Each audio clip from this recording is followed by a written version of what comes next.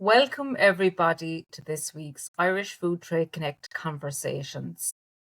Today, I'm chatting with Barbara Walsh, Trade Manager from the Irish Exporters Association. So, Barbara, I'm so delighted to have you with me today. It's great to be here. Thanks, thanks for joining me. Um, Barbara, you were newly appointed to the Irish Exporters. Is that correct? Yeah, I've just finished my first month and it's been a very exciting month. And I'm loving it so far. So I just see the potential Lovely. and I want to help everyone grow.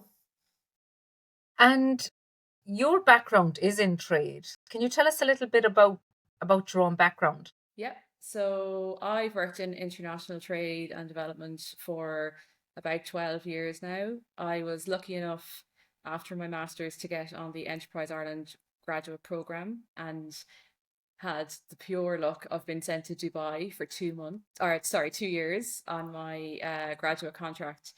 And when I got there, I was responsible for helping SMEs grow their reach or enter into the Middle East for the first time. And I took my job on with great gusto. I never refused a job from my superiors. I went to meetings about everything from switch gears to moisturizers and construction and education, everything. So I really threw myself into it. I got great experience. And then I went from Enterprise Ireland to New Zealand Trade and Enterprise. And with them, I was introduced to the food companies because, of course, Board B, I look after the Irish food companies abroad. So there, I learned everything about beef and lamb and about infant formula, how the whole food business works, which was great. And it really equipped me with both experiences in Dubai with a toolkit for working with SMEs who are looking to grow into new and strange markets for them and how to anticipate what obstacles or problems or challenges they might face. And I tell companies that I'm the annoying 5 year old who's on your side, but asking you why. So then when you do actually get in front of a buyer or your target customer, you're ready, you have your points covered, and you can answer their questions, to their satisfaction and to meet their standards.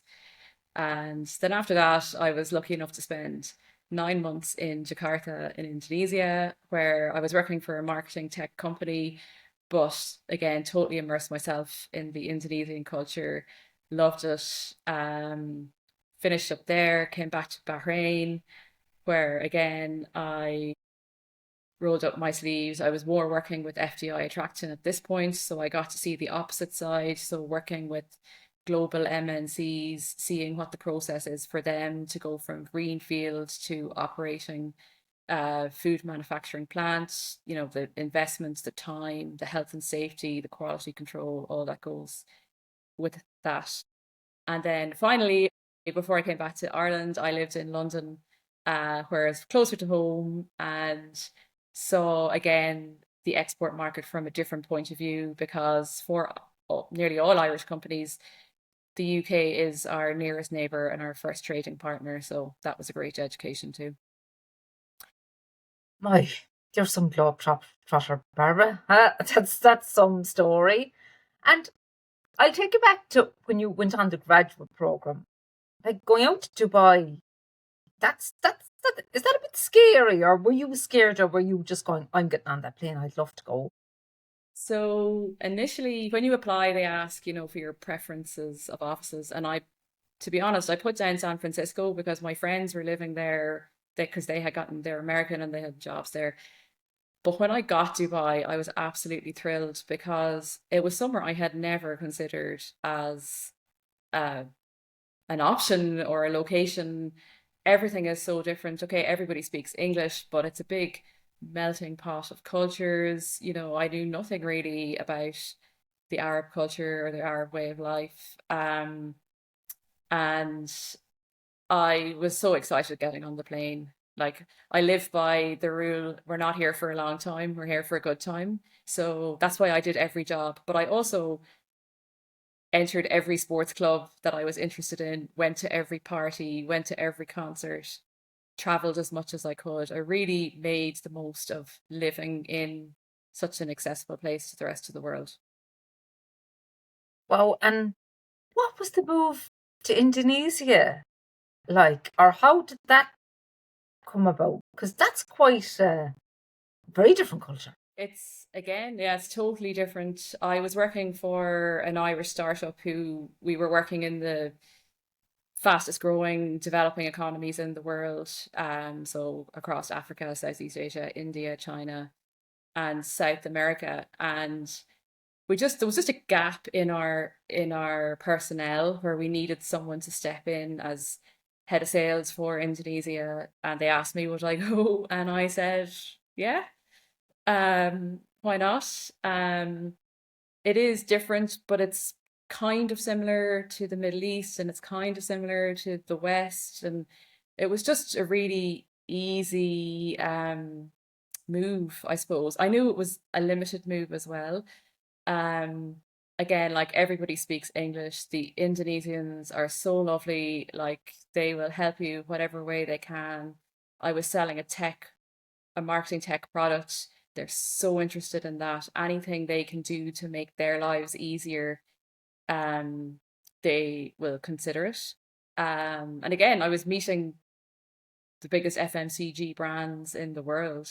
So you get a real insight into what motivates buyers and is it the bottom line? Is it brand awareness?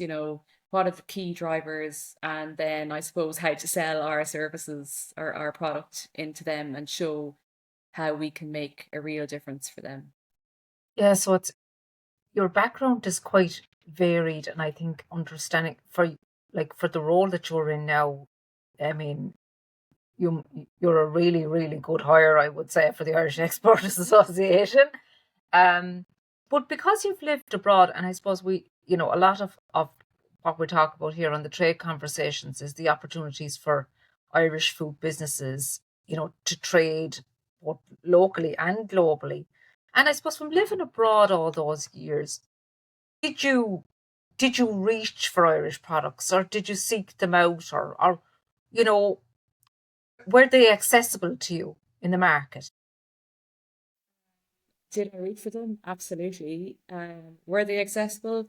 As the years went on, they were more and more accessible. So, for example, when I moved over first in 2011, you'd always find Barry's tea or Lion's tea or the Kerrygold butter. Um, and in, let's say, food service in restaurants, you'd see Irish beef and lamb on the menu, but like let's say not so much in the fridge apart from butter and not so much on the snacks aisle. But by the time I was in Bahrain in 2018, there was a lot more. There's I just have this really vivid memory of having a really tough day at work, and like I loved it over there. I loved my job, but everyone has a bad day. So I was driving home. I said that I'd stop in the local supermarket, Alosra, to buy something for my tea.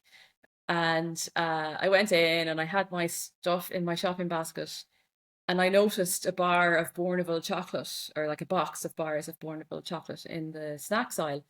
And I was like, oh, that's very funny because I love dark chocolate. And it's not often that you see Bourneville outside of Ireland. So I went over and I had a look at the back to see where it was made. And to my surprise, it was made here in Dublin. So, of course, I put like 5 bars into my basket, but I also went back, put everything back that was in my basket back on the shelf. And I went around and I was able to find eggs for Mayo, buttermilk in the fridge, fresh milk in the fridge, you know, rashers and sausages in the pork room from Carty's and at Lone, Kyo's Crisps, of course, Vit drinks, and it was like the best day of my life. It was like Christmas. I was able to go home and cook a dinner similar to what I would have cooked had I been at home, or my mom or my dad might have cooked for me, to cheer me up after a bad day. And um you know, I used to make my own bread. So to be able to find the buttermilk in the fridge, like it was a godsend, because otherwise you're trying to curdle your own milk, in the heat of the desert. And of course, then I started telling all of my Irish friends about, we had a little WhatsApp group, and we had figured out what day the delivery used to come into Losera, because the Irish products would sell out so quickly.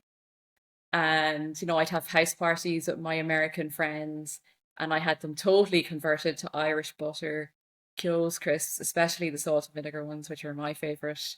Um, Everything. Like, they were going back to America, moving back home, texting me saying, we can't find such and such a product. We can't find the Coles crisps in the supermarket, but don't worry, we're ordering them from Amazon, So it was, I think as well, like knowing where the food comes from. Ireland are great for farm to fork and tra food tracing, and you can buy a dozen eggs and know that the eggs are safe, that the chickens, if they're free range, have been, well, they're all been reared in a humane way, but if they're free range, we know what free range means.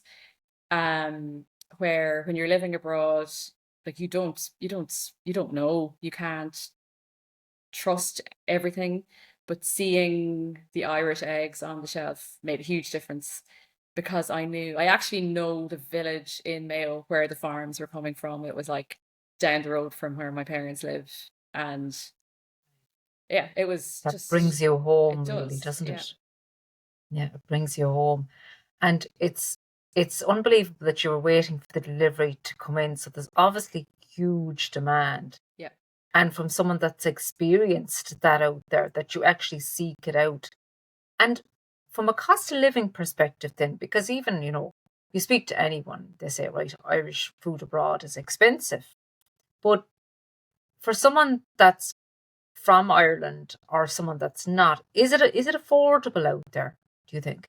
Yeah, like I thought it was affordable. I think some Hmm. things are going to be more expensive, but like some things were the same price. So that's like the Kyo's crisps were the same price as the Lay's or the All other right, okay. multinational Yeah. brands. Like for example, one day I was at the cash register, and I had about 6 bags of the salt and vinegar Kyo's crisps, and the girl working there asked me like, "Are they nice? I've never had them before."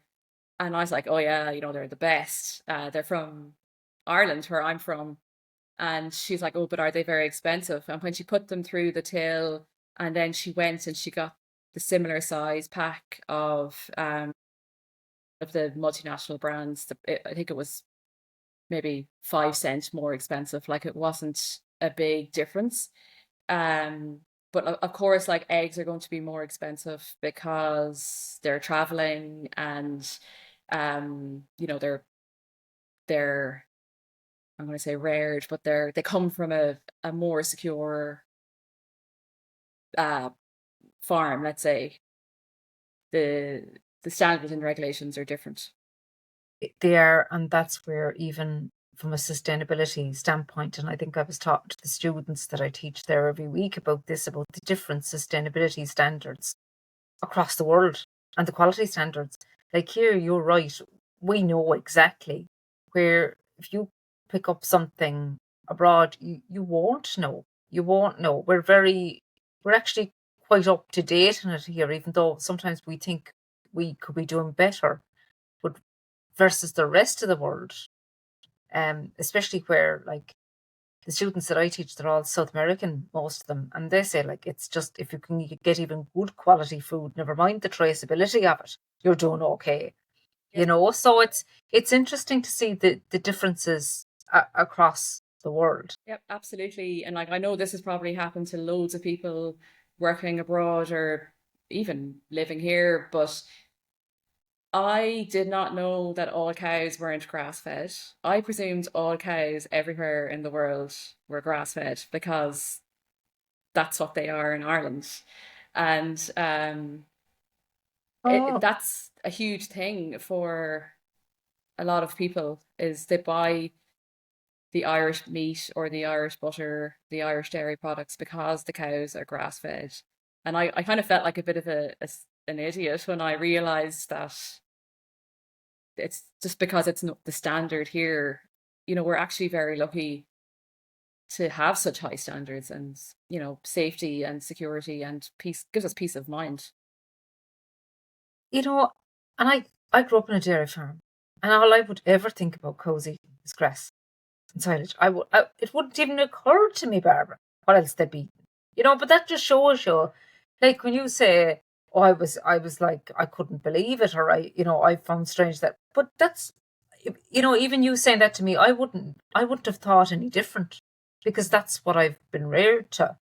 But I suppose what is, and I think, is it Tirlawn has the truly grass fed, and now it makes sense to me when you say that. So cows are not automatically been fed grass all over the world because there's no grass. Yeah. So it's a very interesting point. Um, so tell me a little bit about how you took a role with the Irish exporters and what your role is today. Yeah. So once I finished in London, I kind of felt it was time to grow up and settle down. So I moved home and I set up as myself as an independent contractor, but I was always looking for the right fit for me in an organization, whether it was a company or an NGO or whatever. And I noticed this job opportunity with the Irish Exporters Association to help grow the membership and work with companies to grow broad and then help them with any problems or challenges that they face when trying to do that. And I actually thought this was a job spec written for me and it was a match made in heaven. So I applied and I went through the process and I was lucky enough to be offered the job that I have now. So my role is to work, I'm like head of membership basically. So I get to work with the members, connect with them, in with them on a regular basis, see how they're getting on, what challenges are they facing.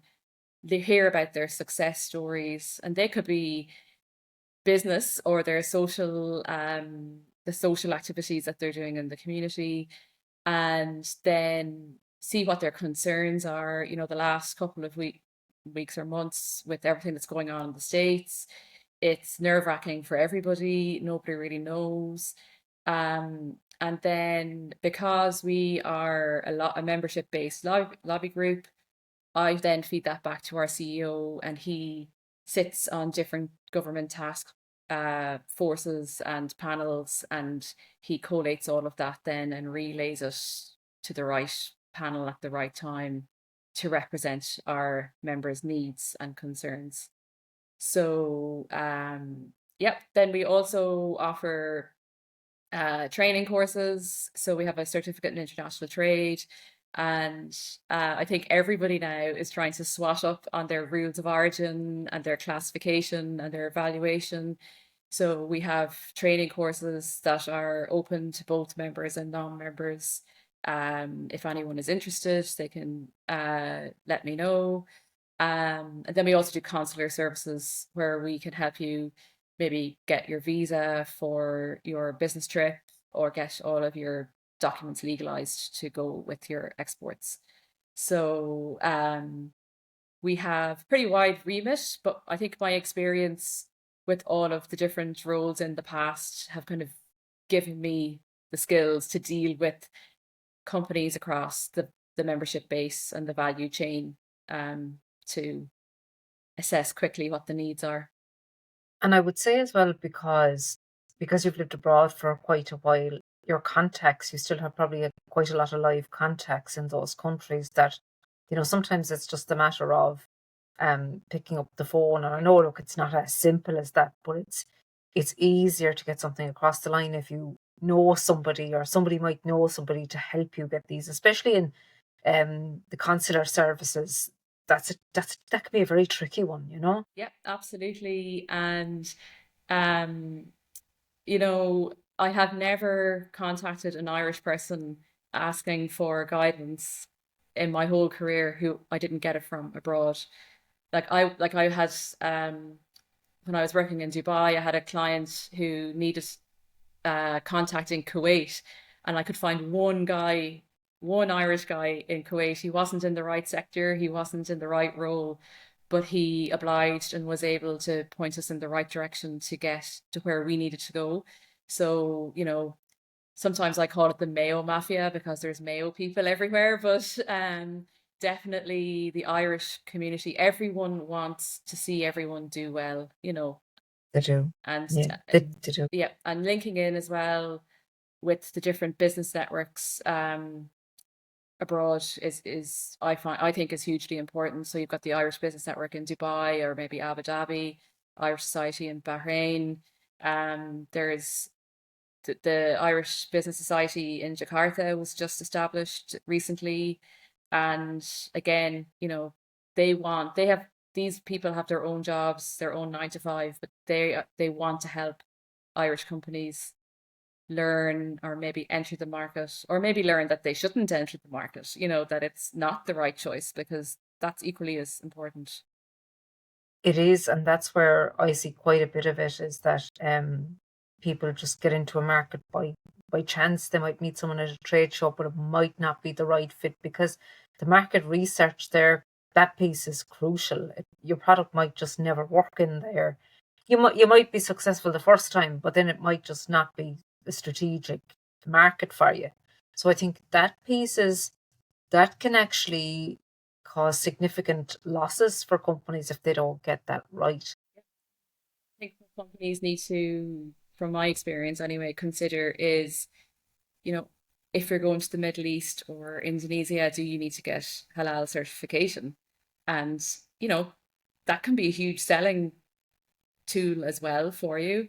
And also, maybe you might have to change your labeling, your logo design, your branding. And is that something you want to do? Is that something you're willing to do, when entering a new market? Because it's a big decision and you really have to take it on board and take consideration and weigh up the pros and the cons and have your business case because you don't, like as you said, you don't want to rush in and then for it to, not going to say fail, but not be as successful as it could have been.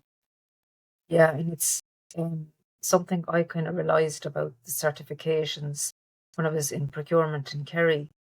And I remember one time we ran short of raw material, and because we couldn't get halal certified material, we couldn't supply the customer. And you think it's not, but those different certifications you need for certain markets, unless it can really cause a headache for you. So I think um, all that information is very important, especially a lot of SMEs. They may not have the in-house expertise to know those things. So that's probably where I see a lot of it. That there's not. It's a great idea in theory, but you get in the practice of it, then and manage the supply chain of it, and it's another battle altogether. Um, so, how many members does the Irish Exporters Association have at the moment? And how would a food company apply in the morning to be a member? So I think we have about 400 members at the moment. So to apply, I suppose you can contact me. Okay, excellent. Uh, a really good step to take. We can have a conversation, see where your needs and our offering match. We're open not just to food and beverage companies, but all of the companies along the value chain of the food and beverage sector. So if you think about, how does the carton of buttermilk get from Mayo to Bahrain to the supermarket, there's a lot of different types of companies in the business of food that are involved in that process.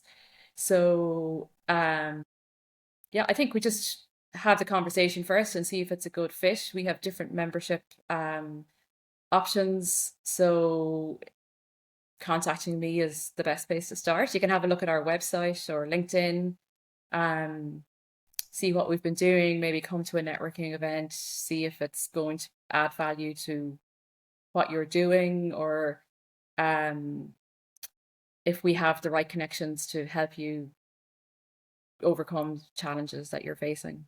Um, And I think the huge piece there is the connections and being able to know who to work with, and that's where being a member, you get those benefits. Is if you're in trouble in the morning and you need something moved, you need the advice about who's going to help you move it, especially in the supply chain. Um, and I do agree, because I went to the launch of this year's awards and I really found it really, really interesting, I must say.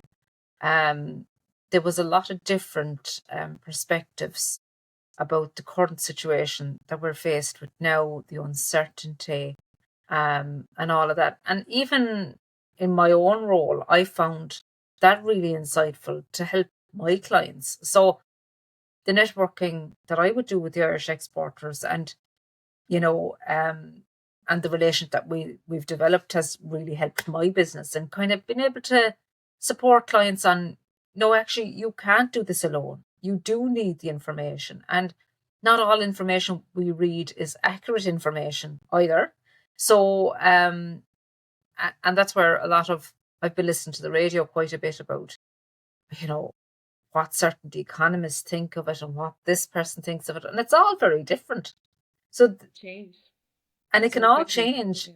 Yeah, all change so quick. So it's actually the Irish Exporters Association, as a body that knows its stuff, is really the right line of information or communication to go through, I would think, anyway. They good. Delighted to hear that, and I Mm. agree. We always try and have a balanced approach, and if we're having a panel discussion or a webinar, we try and see it see the problem from all angles. We have a webinar coming up next week where we have a, a rep representatives from a lobby group in the US to give us the US point of view. We Very have good. KPMG, we have Cormac Lucy, Simon, of course, our CEO is going to chair it. And we're just, it, as you said, like it's getting the whole picture and then trying to distill which parts affect you and your business and me and my business. And then I think trying to build scenarios around that, are we going to look for new markets and take our focus off the States, or are we going to reevaluate our value chain, our supply chain?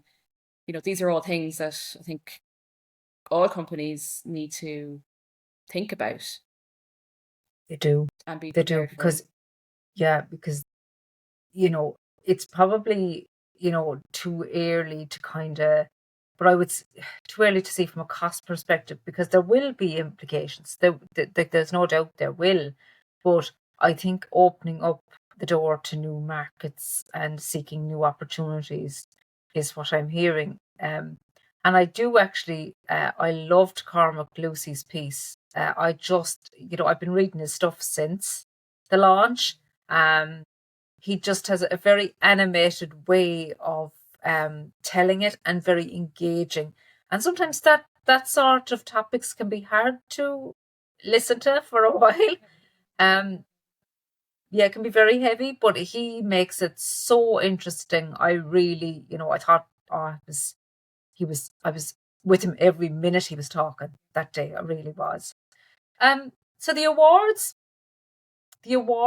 entrants are upon us, aren't they? They are open for entries at the moment. Closing date is the 7th of May. Okay, 7th of May, Yeah. closing date for the awards. Yeah. Our awards are open to members and non-members, so open to everybody. I think there is a category for everybody. There's whether you could enter, let's say, the All Ireland Trade Awards for the companies who are just trading, or not just trading, but who are trading north, south, north. That's sponsored by Intertrade Ireland. We have the Seafood Exporter of the Year, sponsored by Bordy Skiwara. We have Sustainable Food and Drink Exporter of the Year, sponsored by Board Bia. And then we have other categories, um, like Private Irish Business of the Year and Sustainable Trade Exporter of the Year. So I think there's a category for everybody, whether you're the producer or the a company along the value chain. There's a category for you. Do the companies, how do the companies know what category they should enter in? Or do they choose themselves what they enter in? They can choose themselves. They can have a look at our website. The categories are outlined there and the criteria for each one. Or again, they can contact me. They can send me an email and we can organize a call and we can go through it. Um, some are just for service providers and some are just for manufacturers, but that's all very clear on the website. Excellent. And what do you see the benefits would be for food and drink producers to enter the awards, even if they're not even a member? And I think that's a very important point, that even if they're not, even if you're not a member, you can enter. Yeah, I think the exposure that you'll get if you win, it's a national event. It gets national coverage. We're very proud of that. We work with the winners and the sponsors to make sure there's a full promotional campaign in the lead up, and you get the little badge to say that you've won Irish Exporter of the Year in whichever category, and then you can use that in your own PR and promotion into the future. So it's great. Like, it opens you up to new customers. I know when I went to your event in Yes, yeah. yeah, I found a few new brands that I've Brilliant. purchased since. So it's every little helps. And I think the networking opportunity, and there's a big night out. So a lot of the entrants use it as a way to celebrate their team and their staff for all the hard work that they've put into maybe a project or an initiative or entering a new market or whatever they're working on at the moment. Do you know what? It's a fantastic night out, I must say. And like team nights, oh my, there was some, I think there was a couple of haulage companies and they were hitting it. Yeah. It was brilliant night. I suppose I attended as a judge and I'm really honored to be judging again this year. And but it was just, do you know what? It wasn't what would I say? It just wasn't a formal. There was just lots of people laughing, enjoying themselves, celebrating the success of what is a very difficult task, exporting. Very difficult task, Underestimate how difficult They it do. is. Yeah. They do. They do underestimate it. Um, and I think as well with the all trade, I suppose someone mightn't actually think, and that's the thing about trade and cross border, people don't actually realise they're actually exporting Yeah. across the border and they can enter for this.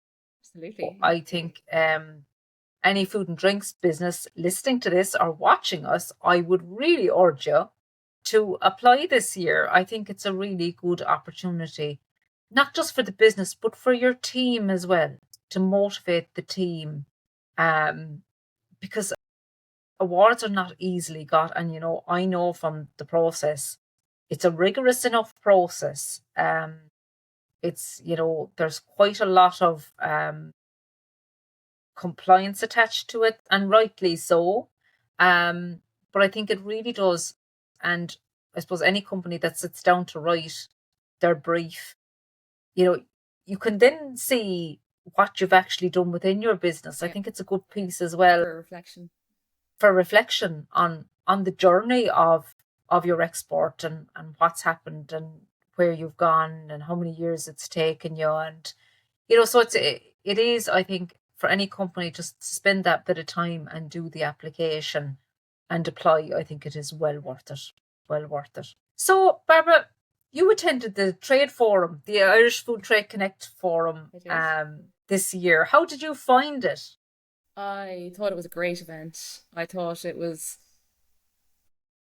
First of all, I suppose that I thought the speakers, you had a great lineup for us to learn from, and it was a nice mix between the business of food and then the actual food producers showcasing their achievements and their products and their challenges. Like, to be honest, a lot of them faced challenges that they were able to overcome. And I thought the networking, I thought there was a really high caliber of attendees in the room. And I know I made some great connections for myself, starting off in this chapter of my Great, career. fantastic, So yeah, I'm looking forward to the next one. Um, I think as well, some of your speakers raise topics that like I would never think of, like the importance of having like watertight contracts with your customers and securing your IP and all of that. A lot of the time that's the side of the food business that we don't see, but it's the one yes. that could end up causing issues down the road if it's not uh, looked at properly and taken care of. And I think, eh, I suppose, coming from a trade background and everything seems to be contracted, anything I've ever done throughout my life, and then I talk to SMEs, and I think it's a lack of information or a lack of education in that area, which, to be fair, it's illegal. If you're not trained in that area, you won't know. But um, people go, "Oh, that would never happen to me." Or that just no, no. Like, we're good pals. Yeah, we throw them an order here and there, but that would never happen to me. And you kind of go, "Are you sure about that?" So I think when it's coming from the legal people themselves, it comes with a different message, because I mean, there's I deal an awful lot with people that outsource different manufacturing and stuff like that, and there's huge, huge risks if that goes wrong, or anything with any contracts with suppliers or buyers, whether they be in Ireland or whether they be abroad, and it is something that probably is overlooked, especially in the SME world. It is, but yeah, and that came back for a comment from a lot of people that attended, that they just thought like that was a really important piece of the day. And I think you had mentioned to me before there was a brand that now you are actually buying online, that you actually had at the event. So because we are delighted to kind of promote producers, and we were really, really impressed with some producers that gifted us stock on the day. So we're hoping that it got them a bit of business. Oh, well, it definitely did for me. It was the kombucha, and I took a photograph of the can and I sent it into my family WhatsApp group. So not only do I love buying Irish, I love buying west of the Shannon Irish. Oh And yes, so yeah, a woman west of the Shannon. The Yeah, Galway connection uh was made straight away. And yeah, I bought a box from last week and brilliant. just enjoying all the different flavors. I just really loved it, and BSL and Kills Crisps and everything. I just Yeah, all of them. all good, strong Yeah, brands, yeah, and all making their way, and it's not an easy journey for food and drink producers, but the passion seems to drive it. yeah. It does seem to drive it. Um, so Barbara, with all that's going on, what what do you do in your spare time, or do you have any at the moment? Uh, So at the moment, I'm running the Connemara Marathon on Sunday, and Where is she? then then I'm retiring after that from my marathon career, and after that I'll have to reevaluate my private life and see where might pick up a few new hobbies and go So out tell us, meet this around. is not the first marathon by the sounds of it. No, this is my third. So I ran Paris Wow. and then Dublin, and I absolutely love Connemara, and it is supposed to be one of the hardest marathons in Ireland that you can do.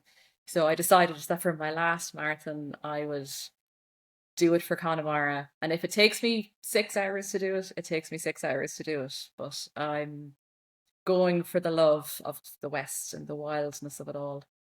Well done to you, because it's not. I did one during the pandemic, and yeah, and I did all the training and everything, but the last 10K they were rough. Yeah, I They were think rough. no matter how fast you are, no matter how much training you've done, it's Yeah, always the last 10K. yeah, it was tough. So is that like, so you're doing it on Sunday On of Sunday, this? this Oh weekend. my Yeah. God. So you're just going to like pile up on the carbs now for the next couple of days, yeah? I Yeah, started with my Saba pad thai last night, so that was the right, first of okay. the carb loading, and it'll be feet up and movie tonight and Take it take easy. it Yeah, easy. yeah, yeah. Well, I wish you the really best of luck with that, because good sleep. But I find it's the mental for me in the end of it. So that's what kind of got me back. That's what got me finished, because I think I was in too much pain. I couldn't. I was like, and I've spoken to many people who are nearly taking some Nurophens at the end of it and all this sort of thing. So you know yourself, like it's just.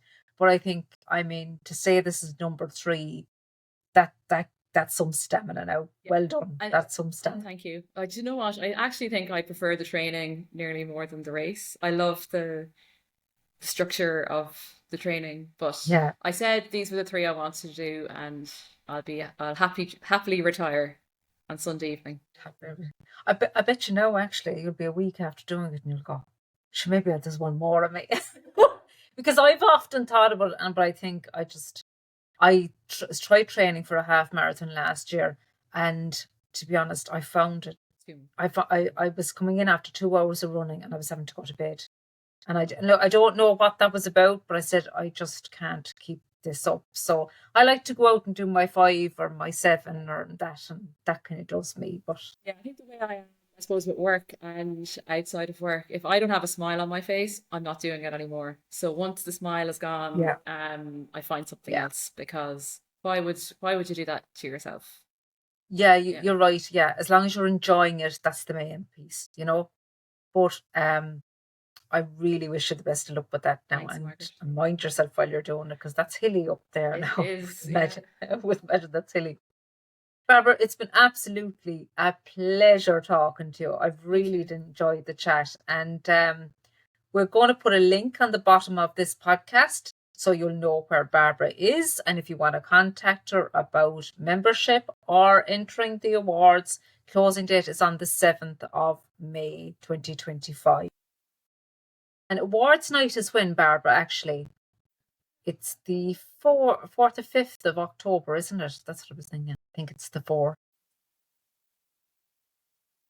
It's the 3rd. Yeah, The 3rd of October. yeah, So yeah, a really good night in the Royal Convention Centre. Really enjoyable night. yeah. And you don't have to be an entrant either to come to the awards if you just wanted to come and Oh, right, that's see what really it's all good as well, about. Yeah. because it is a really, really fun night. And it was Keith Barry last year had us in stitches. Yeah. Stitches. I heard it was Stitches. great. Yeah. Yeah.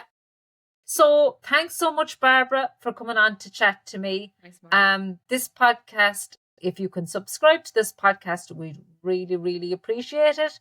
We are building our following, and I hope you enjoy our chats here on the Irish Food Trade Connect Conversations. Looking forward to chatting to everybody next week. Bye for now.